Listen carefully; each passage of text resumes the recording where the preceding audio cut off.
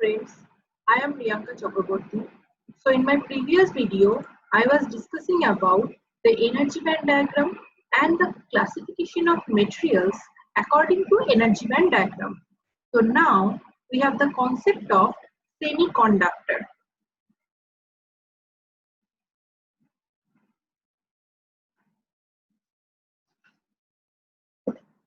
So today, at first, I will discuss about the types of semiconductor. Two types of semiconductor are there. One is intrinsic semiconductor or pure semiconductor, and another is extrinsic semiconductor or impure semiconductor.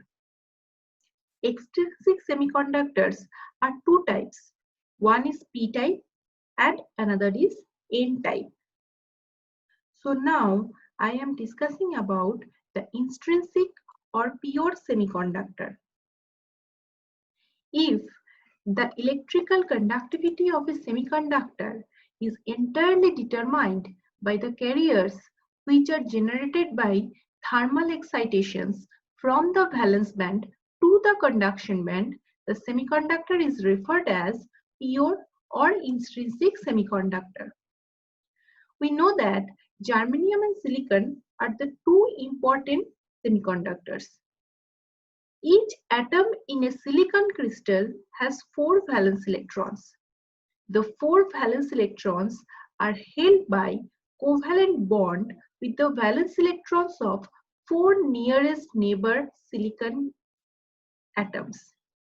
This electron pair or covalent bond is shown in the figure.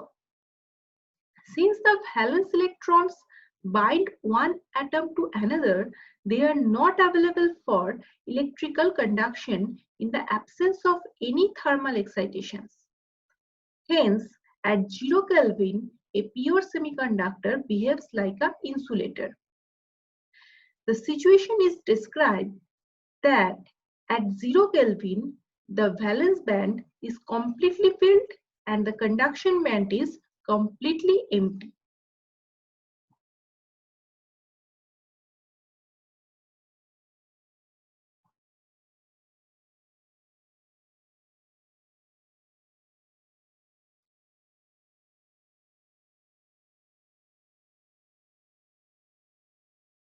Now, if we add some heat or at room temperature,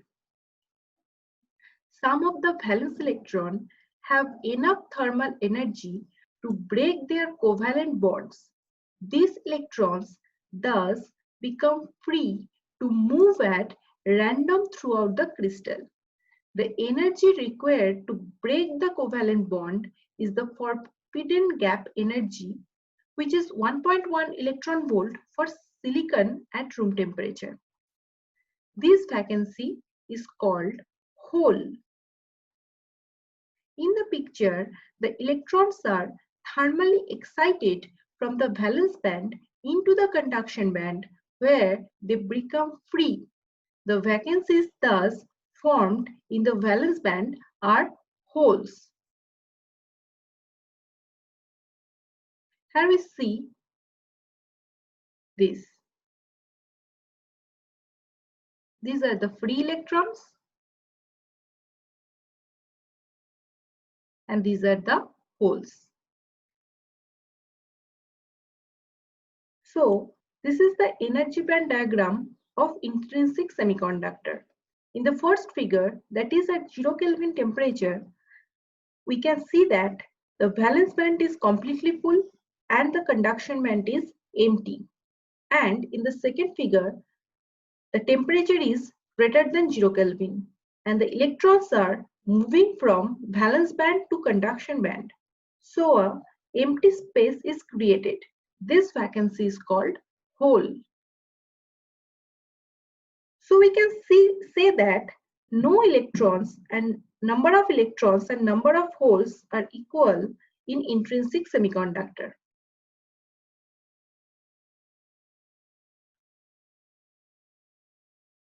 As new electron hole pairs are generated by thermal agitation, some electron hole pairs are lost due to recombination. In equilibrium, the electron concentration N and the hole concentration P are equal. That is, N equal to P equal to Ni, where Ni is the intrinsic carrier concentration.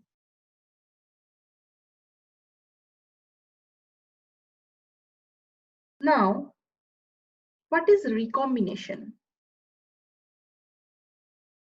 It is the process in which the free electrons in the conduction band jump into the valence band to combine with the holes. In this process of recombination, the electron-hole pair is destroyed. The rate of recombination is approximately proportional to the product of electron concentration and hole concentration. In the recombination process, the minimum energy released in the form of electromagnetic radiation. While some electron-hole pairs are lost by recombination, new pairs are generated due to thermal excitation. For a pure semiconductor, at a constant temperature, the rate of recombination and the rate of generation of electron-hole pairs are equal, so that the electron and the hole concentrations remain constant at their thermal equilibrium value. So, the current flow in intrinsic semiconductor. Here we can see holes being positively charged move towards the negative terminal of supply. As the holes reach the terminal B, the electrons enter the semiconductor crystal near the terminal and combine with holes, thus cancelling them. At the same time, the loosely held electrons near the terminal A are attracted away from their atoms into the positive terminal. This creates new holes near the positive terminal, which again drift towards the negative terminal. Now, what is drift current?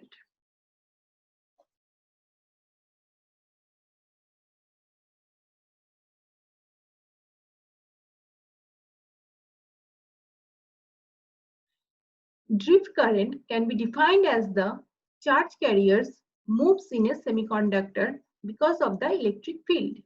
There are two kinds of charge carriers in a semiconductor, like holes and electrons. The holes are positively charged, where the electrons are negatively charged.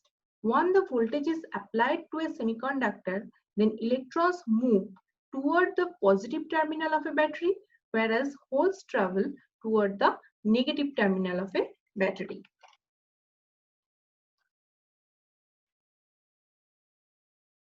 So that's all for today. In my next video, I will discuss about the extrinsic semiconductor and the types of extrinsic semiconductor. If you like my video, then please like and subscribe my channel, and you can also give some suggestion. Your suggestion is valuable for me. You can drop your suggestion into the comment box, and if you want to get the idea about the other topics in electronics, please write in the comment box. So thank you and goodbye. Stay